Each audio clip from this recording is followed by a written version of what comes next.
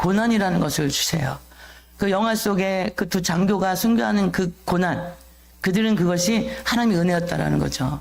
그들은 이 땅의 삶이 아니라 영원한 천국을 선택한 하나님의 은혜였던 것처럼, 하나님은 때로는 우리에게 고난이라는 상실감, 고난을 통해서 좌절을 주시기도 하고 고난을 통해서 실패를 주시기도 하는데, 그런 것들이 바로 예수 그리스도의 십자가에 흘린 피로 인쳐있는 하나님 어린 양의 이름이 있는, 아버지의 이름이 쓴 인침이 있는 하나님의 백성들에게 주실 놀라운 하나님의 투자라는 사실을 우리는 알아야 될지 믿으시기 바랍니다.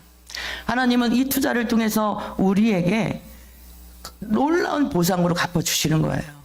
오늘 요엘서에서도 너희들이 하나님이 돌아오라고 부르는 사인 속에서 황충이 먹지 않은 것을, 밭둥이가 남긴 것을 메뚜기가 먹고, 메뚜기가 남긴 것을 누치가 먹고, 누치가 먹은 것을 황충이 다 먹어버리는 정말 완전한 절망 가운데 하나님께서 너희들이 회복시키겠다라는 것, 너희가 빼앗겼던 것을 돌려주겠다라는 것, 너희가 상상도 할 수 없을 만큼 더 크고 더 영광스럽고 더 충만스럽게 내가 갚아주리라는 것, 이것이 하나님이요, 하나님의 우리에게 주신 상실에 대한 대가예요. 할렐루야. 보상이라는 거예요. 그러면 우리는 어떻게 해야 이 기적을 일으키는 하나님 나라 말씀의 원칙에 우리가 그 놀라운 충만한 영광스러운 큰 축복의 하나님의 회복을 경험할 수 있는가?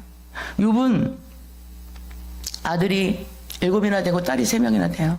욥은 당대의 의인이에요. 동방이 최고 가는 부자예요. 욥은 가장 동방에서 이름이 알려진 존경하는 사람이었어요. 근데 하나님께서 그를 상실한 가운데 내버려 두셨어요. 그때 이 욥은 어떻게 해요? 하나님이 갑절로 풍성하게 보상해 주셨더라는 거예요. 하나님의 시간의 때에. 우리는 요셉이라는 사람을 너무 잘 알아요. 요셉은 형들에 의해서 17살에 아버지의 장자, 이스라엘은요, 우리는 맞이를 장자의 개념을 하지만 이스라엘의 장자 개념은 우리하고 좀 달라요. 아버지가 가장 사랑하는, 신임하는 내 모든 전 재산을 이 아들에게 유산을 상속해줘도 합당한 그 마음으로 정한 자가 장자인데, 12아들들 중에서 요셉을 선택했어요. 그래서 그 당시에 입을 수 없는 색깔이 들어가 있는 그런 옷을 입혔던 이 요셉, 형들이 너무너무 미워했어요. 그래서 형들이 요셉을 구덩이에 집어 던지고 죽이려고 하다가 애굽으로 가는 미디안 상인들에게 요셉을 은 20세겔에 팔아버리잖아요. 요셉은 감옥에서 13년 동안, 그죠? 억울한 누명을 쓰고 감옥에서, 노예에서 그 모든 인생이 무너진 것 같은 그런 요셉의 인생에서 하나님은 하루아침에 애굽의 총리로 세우시는 놀라운 하나님의 손길이 요셉의 그 상실한 인생 가운데 하나님의 놀라운 보상이 있었다라는 사실입니다. 당신들은 나를 헤아려 하였으나 하나님은 그것을 선으로 바꾸사. 할렐루야. 요셉의 고백이 그거예요. 형들은 나를 헤아려 했지만 하나님은 그것을 바꾸어서 나에게 선으로 바꿔 주셨어요. 이것이 하나님의 방식이라는 사실입니다. 아버지의 마음이라는 거예요. 하나님은 우리의 눈물 한 방울도 절대 헛되이 하지 않는 그 하나님이신데, 그럼 우리가 어떻게 기적을 일으키는, 우리가 그 원칙을 가지고 회복을 일으키는 그 원칙을 가지고, 기적을 일으키는 그 원칙을 가지고 우리가 그리스도인으로 살아갈 수 있는가 하는 거죠. 우리 삶을 기적으로 바꾸는 원칙이 성경에 있더라는 거죠. 성경이 인물들을 통해서 우리에게 말씀하고 계시다라는 사실입니다. 때로는 우리가 믿음으로 살아갈 때 보면 우리가 때로는 고통이 찾아올 때가 있어요. 고통이라는 것이, 그죠? 그런데 하나님께서 그리스도인들은 그 고통이 끝이 아니라 출발이에요. 무엇의 출발이에요? 하나님이 변화시키고 계신, 하나님이 보상을 약속하는 출발인 신호라는 사실이에요. 할렐루야. 그것을 바라보는 눈이 열려지기를 축복합니다. 왜냐하면은 하나님은 시편 34편 18절 말씀해 보니까 여호와는 마음이 상한 자를 가까이 하시고 중심으로 통회하는 자를 구원하시는도다. 할렐루야. 하나님 마음으로 통회가 있는 자들을 가까이 하시고 중심으로 하나님 앞에 충성된 마음을 다하여서 회개하는 자들을 어떻게 해요? 구원하시는 좋으신 아버지시라는 사실이에요.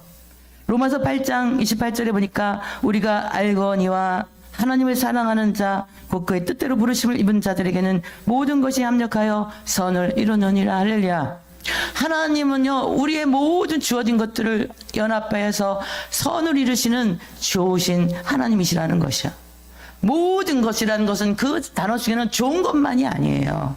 기쁨의 날들만이 아니에요. 때로는 배신에, 때로는 실패에, 때로는 상실에, 한밤중에 흐르는 눈물 속에, 예고 없이 찾아오는 질병들 속에, 삶의 형통의 문이 닫힌 것 같은 절망 앞에서 하나님은 우리를 어떻게 해요? 선으로 바꾸실 기적의 일들을, 보상을 일하고 계시는 좋으신 아버지시라는 사실입니다.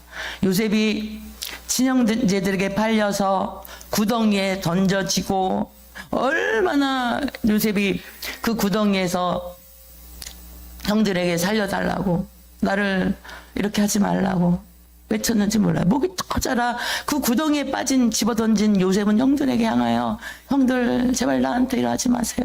아버지를 생각해 주세요. 내가 이렇게 잘못되면 아버지의 그 슬픔을 생각해 주세요 하면서 외쳐요. 그런데 이 요셉의 말을 듣지 않고 종으로 팔고, 요셉이 어떻게 그 구덩이에서 소리쳤는지 나중에 형들이 애굽에 쌀을 사러 갔을 때 자기들끼리 얘기하는 이야기 속에 나와요. 우리가 저 아이의 그 부르짖는 소리를 외면했던, 형들이 얘기를 하는 거예요. 우리가 저 아이의 그 부르짖던 소리를 외면했던 그 죄 때문에 우리가 지금 이런 어려움을 겪는다. 그때 요셉의 그 부르짖는 그 소리를, 애걸함을 우리가 외면했기 때문에 하나님 앞에서 지금 우리를 이렇게 억울한 누명을 쓰게 하는구나. 그들이 형제들끼리 얘기하는 이야기가 성경에 나오거든요. 여러 해 동안 감옥에 갇혀서 희망도 없고 빛도 없고 전혀 인생의 회복의 가능성이 없는, 완전히 무너진 것 같은 요셉의 그 인생, 그게 요셉의 인생이었거든요. 그런데 요셉의 그 무너진 것 같은 그 인생의 모든 단계마다 하나님의 성경은 말씀하시기를 여호와께서 요셉과 함께 하셨더라. 할렐루야. 그 빛이 보이지 않는, 완전히 무너진 감옥에서 이렇게 살다 억울하게 나는 아버지, 그리운 아버지 얼굴, 형제들의 얼굴 보지 못하고 죽는구나. 근데 성경은 기록하고 있어요. 여호와께서 요셉과 함께 하셨더라. 할렐루야.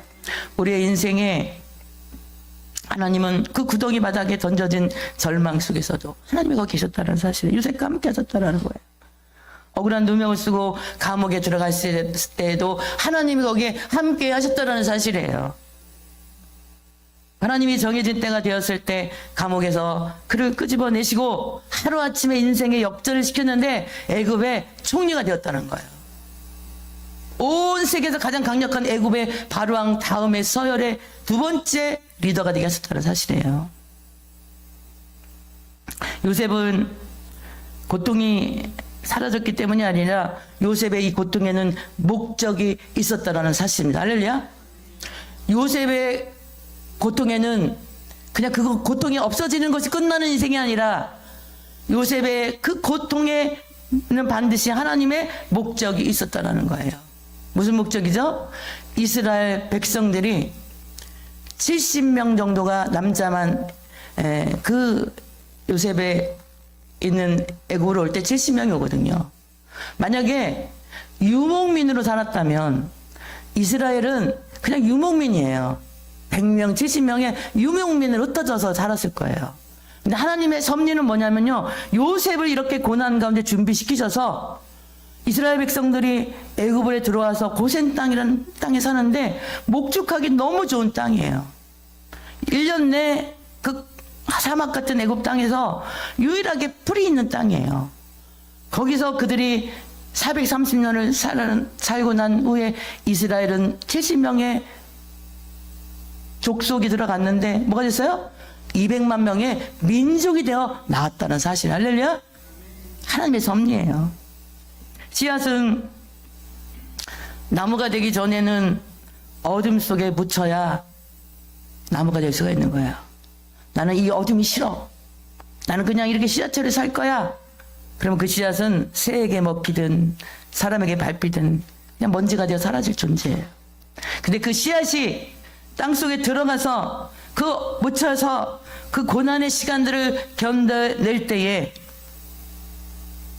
하나님 안에서 묻힌 것은 썩지 아니하고 반드시 싹이 나게 될 줄 믿으시기 바랍니다. 세상적으로 묻힌 것은 썩어요. 하나님 안에서 묻힌 것은 하나님의 말씀의 모든 권세의 힘으로 붙들려서 묻혀진 고난은 그 고난을 통해서 반드시 싹이 나는 놀라운 형통이 있다는 사실이에요. 할렐루야. 보상이 있다는 사실이에요. 우리 삶에 기적을 일으키는 원칙이 있는데 그 기적을 일으키는 원칙이 첫 번째가 뭐냐면요, 바로 기도예요. 기도하는 삶이에요. 할렐루야. 우리가 하나님 안에서 우리 삶에 기적을 일으키는 원칙이 있어요. 하나님은 우리와 늘 가까이 하고 계셔요. 그래서 그 하나님께서 강력한 고통 가운데 분노로 원망하고 우리에게 준 고통 상황에 내 마음대로 안 되는 그런 상황들을 원망하고 고통하고 그렇게 대하는 것이 아니라 그것을 하나님 앞에 내려놓는 거예요. 그게 뭐예요? 기도하는 삶입니다. 할렐루야. 주님, 제가 겪고 있는 것을 저는 이해하지 못하겠어요. 그러나 주님의 손에 이 모든 것 위에 있음을, 주님의 손에 이 모든 내 삶의 모든 주권이 주님께 있음을 저는 기도하고 주님을 붙들어요. 할렐루야. 기도하는 거예요. 두 번째로 우리 삶에 기적을 일으키는 원칙이 두 번째 뭐냐면요, 온전한 맡김이에요. 할렐루야. 하나님께 맡기는 거예요. 옛날에 우리 부흥강사 목사님들이 많이 하신 이야기 중에 아이고 이 막 성도들을 보면 답답해. 그러면서 하시는 말씀이 교회 올 때 보따리를 이렇게 이고 온대요. 보따리를, 문제의 보따리, 고난의 보따리 이렇게 머리에 이고 와가지고 아이고 풀어가지고 하나님 이거 봐요, 이거 보세요, 너희가 이런 문제가 있어요. 다 풀어온대 울면서. 그리고 또 아이고 하면서 다 집어넣어가지고 보따리를 집어써가지고 머리에다 이고 또 간다는 거예요. 할렐루야. 그 어린 날 제가 부흥회 참석했는데 강사 목사님 이야기를 하는데 그게 얼마나 제 기억에 깊이 내렸어요. 혹시 여기 오늘 그런 분들 안 계시죠? 오늘 여러분들의 문제를 지고 왔다면 하나님 이 문제 이거 하나님 앞에 맡겨요. 그러면 갈 때는 어떻게 해요? 가볍게 가는 거예요. 할렐루야. 가볍게 가는 거예요. 우리가 여행을 가다 보면은 큰 멀리 며칠씩 가다 보면 7박 며칠 가다 보면 우리 이 캐리어가 짐이 많아요, 안 많아요? 많은 짐을 끌고 또 위에다 또 뭐를 또 이제 모자고 뭐 이런 거 붙들어 메고 가방 두 개 어깨에다 둘러 메고 비행장에 가면은 계단 이렇게 막 들고 올라가는 그런 상황이 되면 거기 힘들단 말이에요. 그죠? 낑낑거리고 해서 이제 그렇게 막 짐을 막 밀고 막 그렇게 하고 가서 어깨 둘러 메고 가서 그 짐을 맡기는 곳에다가 딱 맡기고 나면은 홀가분한 몸으로 어떻게 해요? 걸음 자세가 다르죠. 할렐루야. 안 달라요? 짐이 없는데도 아이고 이렇게 하고 가시진 않을 거예요. 사랑하는 성도 여러분, 오늘 우리 하나님 앞에 모든 무거운 짐을 온전히 맡김 있는 인생 되시길 축복합니다. 거기서부터 기적이 일어나는 거예요. 질병의 짐 맡기세요. 할렐루야. 우리의 삶의 문제 하나님께 맡기세요. 관계의 문제 맡기세요. 자녀의 문제 맡기세요. 할렐루야. 내 인생의 어떤 물질의 문제 하나님께 맡기세요. 할렐루야. 내 영혼의 문제 하나님께 맡기세요. 할렐루야. 온전한 맡김이 있을 때 하나님을 그게 신뢰하는 거예요. 하나님 신뢰하십니까? 할렐루야. 하나님 신뢰하십니까? 근데 왜 안 맡기시고 또 짊어지고 가십니까? 하나님께 맡기시기를 축복합니다. 잠언서 3장 5절 6절 말씀에 너는 마음을 다하여 여호와를 신뢰하고 내 명철을 의지하지 말라. 너는 범사의 그를 인정하라. 그리하면 내 길을 지도하시리라. 할렐루야. 그럼 내 지식, 내 수준, 내 경험으로 내 인생을 끌어가는 게 더 능력 있을까요? 하나님 앞에 범사에 하나님을 인정하여서 하나님 앞에 내 길을 지도해 주세요 하는 게 더 우리 삶의 영향력이 있을까요? 그죠? 당연한 말씀을 하나님이 우리를 지도하실 때 우리의 명철, 우리가 지식이 있으면 얼마나 있겠어. 이 좁은 이 머리, 이 통 안에, 그죠?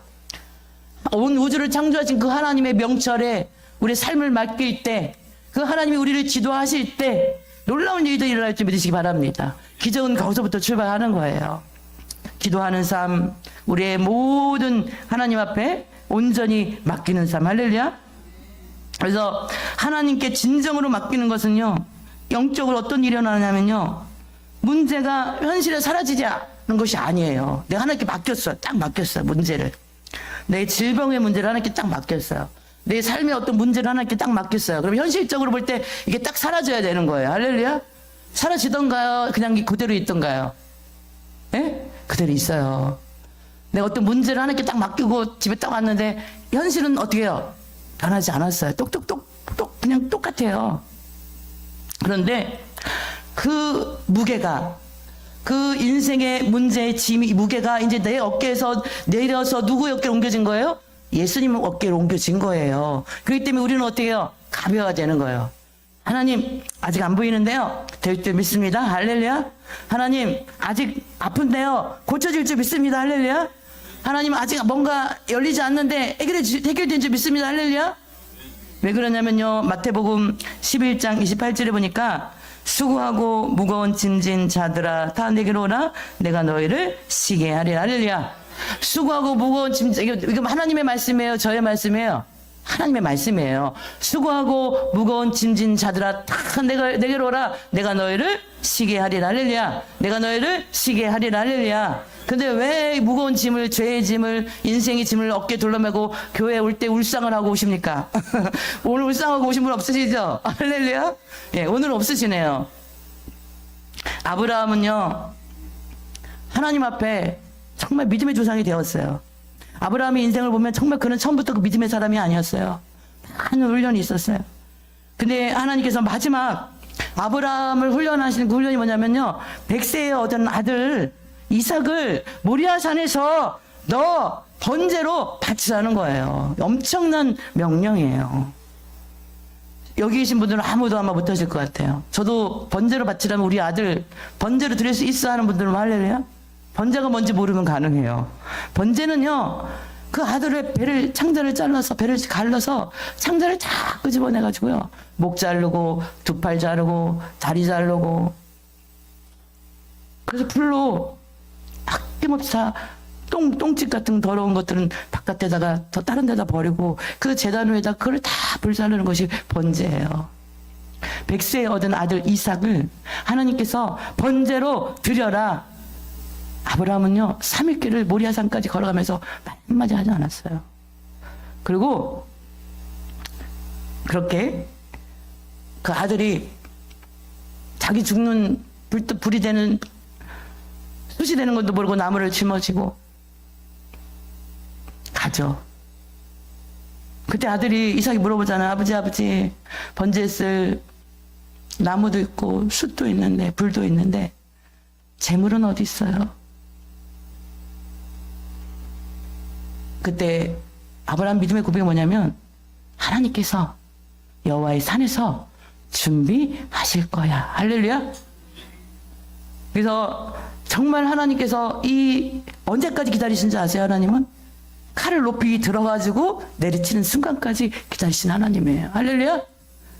아브라함아, 내가 이제 너의 믿음을 보았으니 내 아들 독자까지도 아끼지 않고 나에게 바치는 그 믿음을 보았으니 내 손에 그 카드를 거둬라.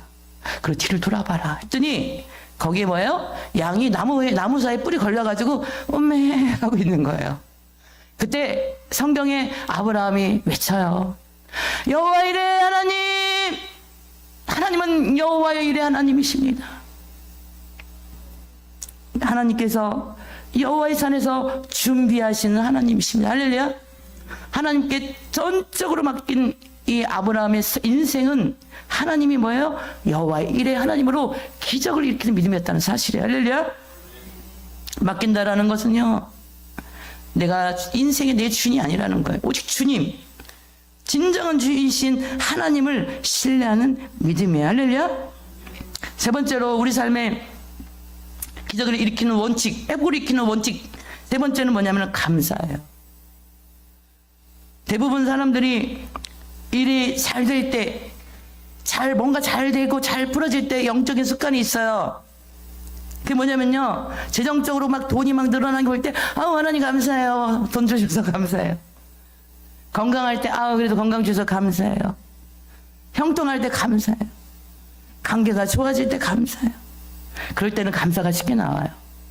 그런데 기적을 일으키는 원칙의 감사는, 가장 강력한 감사는 뭐냐면요, 지금 안 될 때, 병으로 고통받을 때, 신의 악단의 박규순이가 순교에 그 하얀 옷이 벌건 피범벅이가 돼서 피를 그 총의 그 뒤축에다 맞아서 머리통이 깨져서 피가 줄줄 흘러가면서 총살당하는 그 산으로 끌려가는 그 순간에 외치잖아. 하나님, 잘했죠? 잘했죠?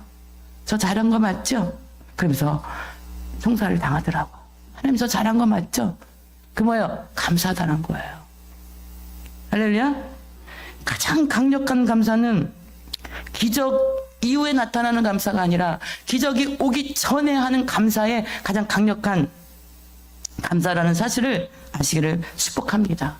눈에 보이는 거 없지만, 아직 이루어진 거 없지만, 데살로니가전서 5장 18절에 범사에 감사하라. 이것이 그리스도 예수 안에서 너희를 향하신 하나님의 뜻이니라. 할렐루야. 고통 한가운데서, 불확실한 가운데, 문제 한가운데서, 기다림 가운데 우리는 감사하는 기적의 원칙을 여러분 아는 지혜가 있기를 축복합니다. 감사는요, 모든 범사에 감사해요. 그래서 사도행전 16장 23절에 보니까, 많이 친 후에 옥에 가두고 간수에게 명하여 든든히 지키라니. 바울과 실라 이야기가 나와요. 바울과 실라는 빌립보 감옥에 갇혀 있어요. 복음 전하다 갇힌 거예요, 바울과 실라가. 그런데 성경은 이야기합니다. 많이 친 후에, 많이 때린 후에 옥에 가두고 착고에 채워서 그들을 가두어 놨어요. 사도행전 16장 25절에 한밤중에 바울과 실라가 기도하고 하나님을 찬송하며 제수들이 듣더라. 할렐루야. 많이 때렸어요. 얼마나 많이 때렸는지는 알 수는 없지만은 성경은 이야기합니다. 많이 친 후에, 아주 많이 앉아있을 수 없을 만큼 두들매를 댄 후에 쇠사슬로 꽁꽁 묶어서 빌립보 감옥에 가둬 놓은 거예요. 근데 그들이 갇힌 그 감옥에서 신음소리가 나는 것이 아니라, 하나님, 원망소리가 들리는 게 아니라 내가 이렇게 복음으로 살려고 애를 쓰는데 왜 이렇게 제가 매를 맞고 감옥에 갇혀야 돼요? 이렇게 원망하는 게 아니라 하나님 앞에 감사의 기도를 올린 후에 찬송했다라고 성경은 이야기하고 있습니다. 할렐루야. 감사하고 하나님 앞에 기도하고 찬송할 때에 착고가 풀어지고 옥문이 열어지는 기적이 일어났다는 사실이에요. 할렐루야. 그들의 감사는 해방의 결과에 대한 감사가 아니었고, 뭐든지 이렇게 예수님 때문에 고난 받는 것에 대한 감사였어요. 할렐루야. 예수님의 오병이어의 기적 우리 너무나 잘 알잖아요. 떡 5개, 그저 물고기 2마리. 예수님이 그 오병이어는 어린아이, 우리 여기 로하니 같은 친구가 먹는 도시락이에요. 어린아이가 엄마가 예수님 말씀 들으러 간다니까 어린아이 엄마가 아들에게 도시락을 어린아이에게 싸준 거예요. 그 도시락을 예수님이 제일 먼저 한 것이 뭐냐면 하느님 앞에 높이 들고 축복기도 하셔서 감사기도 드렸다는 거. 하나님 감사합니다.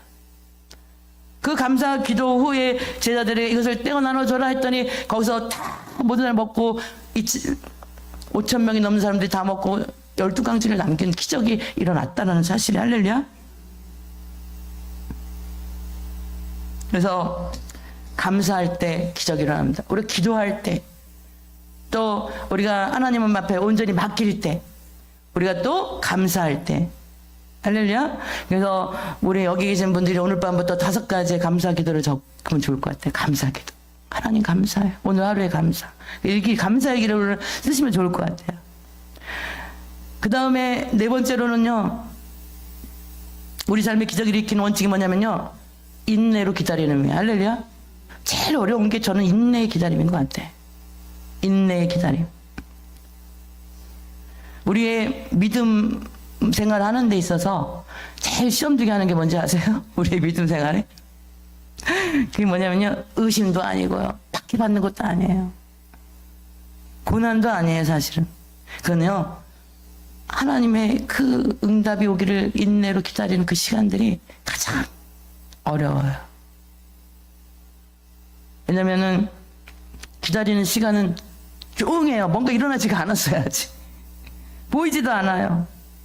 똑같은 상황에 눈을 떠요. 근데 하나님 반드시 주시겠다고 약속했어요. 근데 그거를 바라보며 우리가 살아가는 거예요. 응답이 없는 것처럼 보이는데 기다리는 거예요, 하나님이 하실 것을. 그래서 많은 사람들이 중간에 포기하는 경우가 많아요. 그런데 하나님은 약속에 대한 신뢰성을 포기하지 않을 때, 하나님의 카이로스의 시간, 우리가 시간에는 두 가지 시간인데, 크로노스의 시간인데, 시계가 가는 촉각하는 시간이 크로노스의 시간이라면, 하나님의 정확한 때, 하나님의 시간, 완벽한 순간, 그게 카이로스의 시간인데요, 하나님의 카이로스 시간에 그 기다림과 인내와 같은, 우리가 믿음의 대기실에 지금 있는 거예요. 믿음의 대기실에 믿음을 하나님이 보시는 거예요. 그런데요, 언제 우리가 가장 우리의 성품이 다듬어지고 하나님에 대한 신뢰가 깊어지고 회복이 되는 시간이 언제냐면요, 인내로 기다려야 하는 그 시간이더라고요. 힘들지만 인내로 기다릴 때 나의 성품이 다듬어지는 거예요. 하나님에 대한 신뢰함이 있을 때, 그리고 내가 그 신뢰가 더 깊어지는 거예요. 그리고 내 안에 회복이 일어나는 거예요. 기다리는 그 시간, 인내 시간 속에. 저도 굉장히 지금 기다리고 있거든요, 십몇 년을. 근데 이 시간에 하나님 언제죠? 언제까지 기다려야 되죠? 그런데 그 돌아보니 그 인내에 기다리는 시간들이 저를, 성품을 다듬고 저를 하나님 앞에 깊은 신뢰의 관계가 되게 쌓이게 하시고 저를 회복하시는 하나님의 은혜를 경험한 인내의 기다림의 시간들입니다. 아브라함은요, 99세까지 기다렸어요. 하나님께서 아브라함은 99세, 경수가 다 끊어졌어요. 사라 89세. 여자로서 경수가 다 끊어져서 아기를 낳을 수 없는 마른 몸이 된 거예요. 씨를 생산할 수 없는 몸이 된 거예요. 희망이 없는 거예요. 근데 하나님이 나타나셔서 아브라함아, 내년 이맘때에 사라에게 아들이 있으리라. 할렐루야. 25년을 기다린 거예요, 아브라함이. 대단하시죠? 25년 동안 하나님 앞에 약속하는 아들을 언제 주시나요? 그러다가 포기했다가 하나님이 또 주시겠다 약속하니까 99세, 이제는 다 포기하는 100세의 아들을 얻었다는 거예요. 90세의 아들을 얻었다는 거예요. 사라가 받은 것은 뭐예요? 이삭이라는 웃음의 아들을 얻었다는 사실입니다.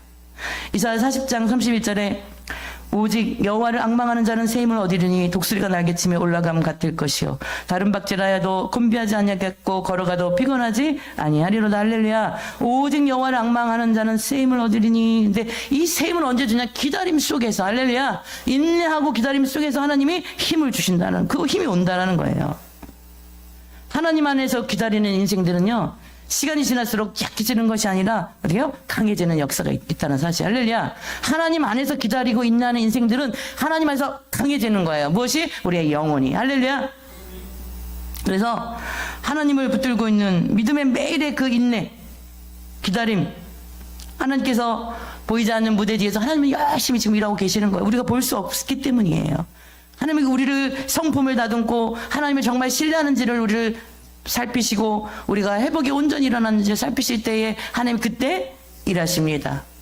아브라함과 사라에게 100세에 90세에 이삭이라는 아들을 25년 만에 주셨던 것처럼. 할렐루야.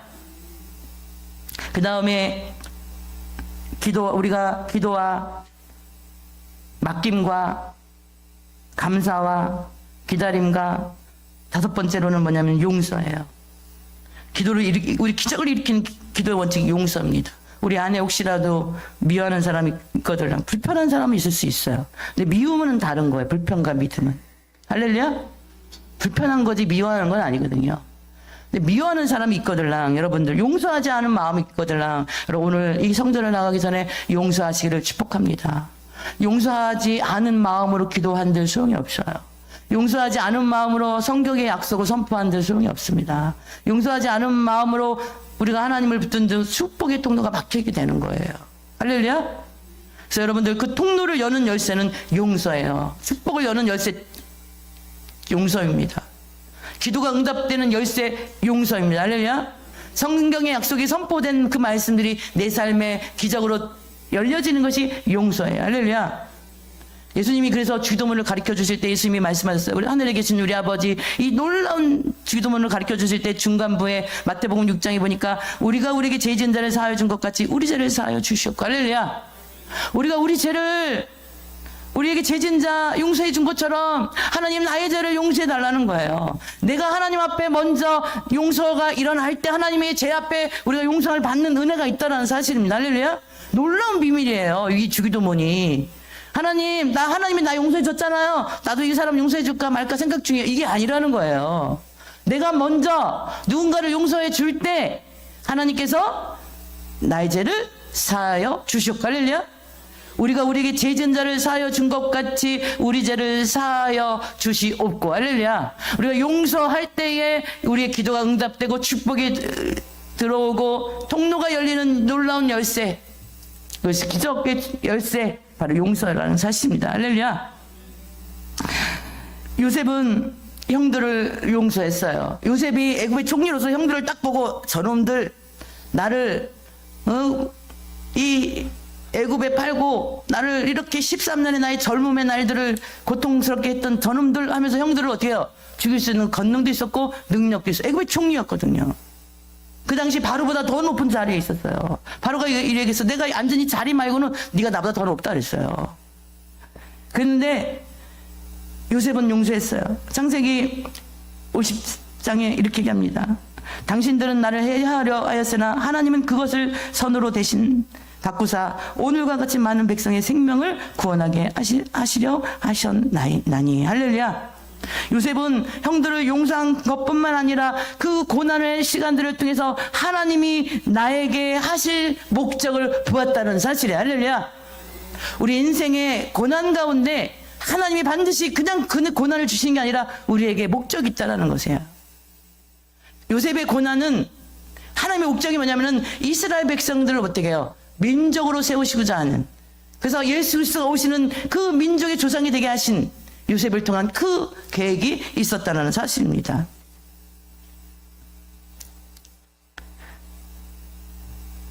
여섯 번째로는요, 믿음인데요. 믿음은 우리 삶의 기적을 일으킵니다. 할렐루야. 믿음은 바라는 것들의 실상이요 보이지 않는 것들의 증거라고 성경이 이야기하는데, 우리가 그냥 보이지 않는 것이 믿어지는 거예요. 그죠? 잡히지 않는 것이 잡히는 것처럼 바라봐지는 거. 할렐루야. 여리고성 전략 때도 마찬가지지만 여리고성을 무너뜨릴 때 그 여리고성은요, 그 얼마나 두꺼운 성벽으로 쌓여있는 성인지 그게 하나가 아니라 두 개나 있는 성벽이에요. 요새 전차가 지나갈 정도로 그 성벽이 그렇게 두꺼웠어요. 여리고성이. 그리고 가장 오래된 성이 여리고성이에요.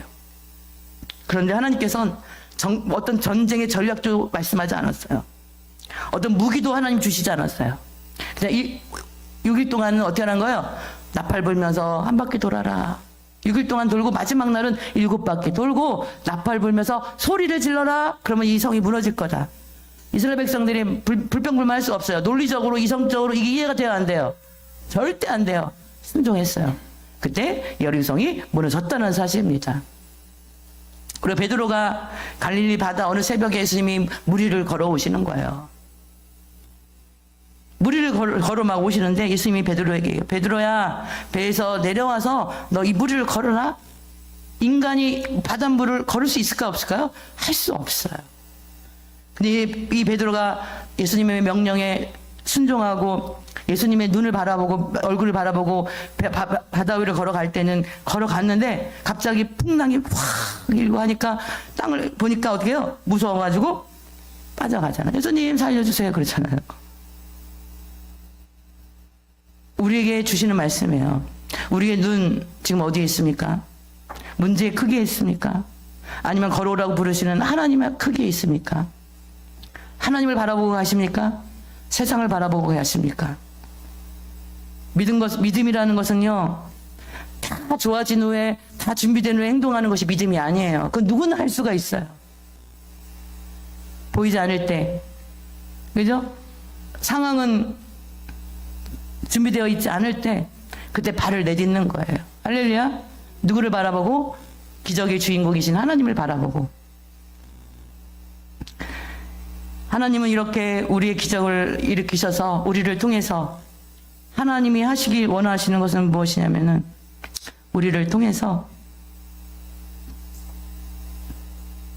요셉을 통해서 애굽의 온 땅에 통치자로 삼으신 것은 이스라엘 백성들이 바로 민족이 되게 하시고자 하는 하나님의 뜻이 있었다면 우리가 이렇게 기적의 주인공들로 우리를 삼으셔서 우리를 쓰시기 원하는 기적의 원칙에 이런 기도와 하나님께 맡김과 감사와 그죠? 우리가 또 인내와 기다림과 용서와 또 믿음으로 실천하는 모든 이 기적의 원칙들에 우리 삶의 습관처럼 배워서 우리가 그렇게 기적의 원칙에 쓰이는 인생들이 되어서 우리들을 통해서 하시고자 하는 목적이 뭘까요? 하나님 나라의 확장이면 영혼 구원이라는 사실. 할렐루야. 그래서 예수님께서 그렇게 십자가를 통해서 인류를 위해서 죽으시고 부활하심으로써 그 예수 그리스도의 그 죽으심이 온 인류의 구원의 회복의 놀라운 역사를 기적을 일으키셨던 것처럼 우리에게 또 말씀하시죠. 그가 채찍에 맞음으로 우리를 나음을 받았다고 말씀하시는 것처럼 우리를 통해서 기적을 일으키는 이 원칙을 통해서 우리에게 주신 이 고난의 목적, 회복의 그 목적, 하나님 앞에 여러분들이 쓰임받는 기도의 그 기적의 원칙이 있는 인생들 다 되시기를 축복합니다.